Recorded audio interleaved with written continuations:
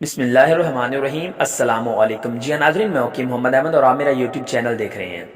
تو آج کی اس ویڈیو میں آپ کے ساتھ ایک ایسا مسئلہ، ایک ایسا علاج شیئر کرنے لگا ہوں جو کہ ہر عورت کو ضرورت ہے۔ کچھ خواتین ایسی ہیں جن کے پاس اولاد نہیں ہے، وہ اگر اپنا ٹیسٹ کروا چکی ہیں تو صحیح ہے، ان کو پتہ چل چکا ہے کہ ان کے جو انڈے ہیں وہ کمزور بنتے ہیں یا بہت چھوٹی جو ہے نا سائز میں رہ جاتے ہیں۔ ایک تو یہ ہو گیا۔ ایک وہ والی خواتین جن کو نہیں پتا اور وہ کنسیو کرنے کی کوشش کر رہی ہیں اور ان کے ایگز کا ایشو ہے، ان کے انڈے کمزور بن رہے ہیں یا اس طرح کے نہیں بن رہے جن کا سائز ایک پراپرلی میچور ایگ جو ہے وہ رپچر ہوتا ہے اور اس کے بعد ان کا حمل ٹھہر جاتا ہے۔ آج کی ویڈیو دونوں طرح کی خواتین کے لیے بہت زیادہ خاص ہے، کیونکہ میں اس میں آپ کو کچھ اس کی وجوہات بتاؤں گا، کچھ علاج بتاؤں گا اور کچھ پرہیز بھی بتاؤں گا، کیونکہ یہ ویڈیو جو ہے خاص کر کے جن عورتوں کا وزن زیادہ ہے، عورتیں وزن میں زیادہ ہو جاتی ہیں، ان کے لیے بہت زیادہ خاص ہونے والی ہیں۔ تو ویڈیو میں مزید آگے بڑھنے سے پہلے اگر آپ نے ہمارے چینل کو سبسکرائب ہی نہیں کیا ہوا اور ہماری ویڈیوز کو واچ کرتے ہیں تو آپ نے ہمارے چینل کو سبسکرائب کر لینا ہے اور ہماری ویڈیو کو لائک کرنا نہیں بھولنا۔ اس سے آپ کے کوئی پیسے تو نہیں لگتے، ہماری تھوڑی سی موٹیویشن ہو جاتی ہے۔ سب سے پہلی بات، آپ نے کیا کرنا ہے، جن خواتین کے انڈے نہیں بن رہے یا بن رہے ہیں تو چھوٹے بن رہے ہیں، تو انہوں نے کیا کرنا ہے۔ پہلا تو یہ ہے کہ کچھ خواتین اوور ویٹڈ ہو جاتی ہیں، جن کا وزن بہت زیادہ ہو جاتا ہے، 75 سے لے کر 80، 85 یا 100 kg تک ہو جاتا ہے۔ لیکن کچھ خواتین ایسی ہیں جو کہ 40 کے ویٹ سے بھی نیچے آ جاتی ہیں۔ تو دونوں طرح کی جو خواتین ہوتی ہیں ان میں ایگ بننا جو ہوتا ہے وہ سب سے زیادہ مشکل ہو جاتا ہے، کیونکہ جن کا ویٹ زیادہ ہو جاتا ہے ان کے لیے بھی مسائل ہوتے ہیں، جن کا ویٹ انڈر ویٹ ہو جاتا ہے ان کے لیے بھی مسائل ہوتے ہیں۔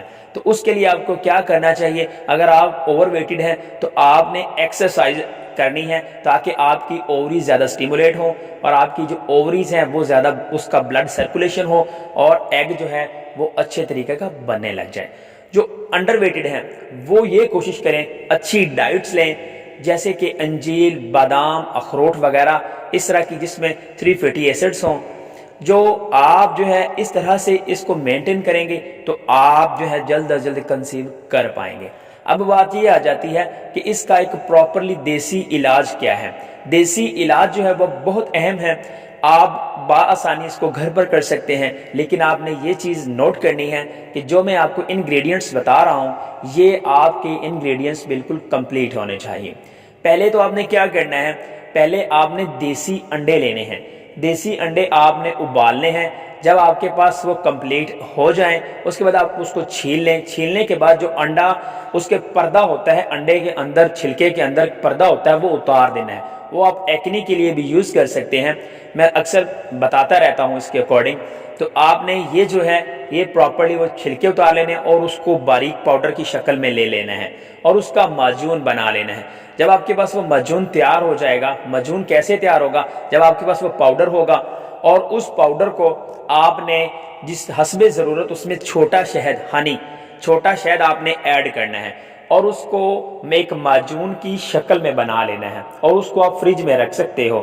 جب کہ بس آپ کے پاس یہ معجون تیار ہو جائے گی تو اس کا آپ نے طریقہ استعمال کس طرح سے کرنا ہے۔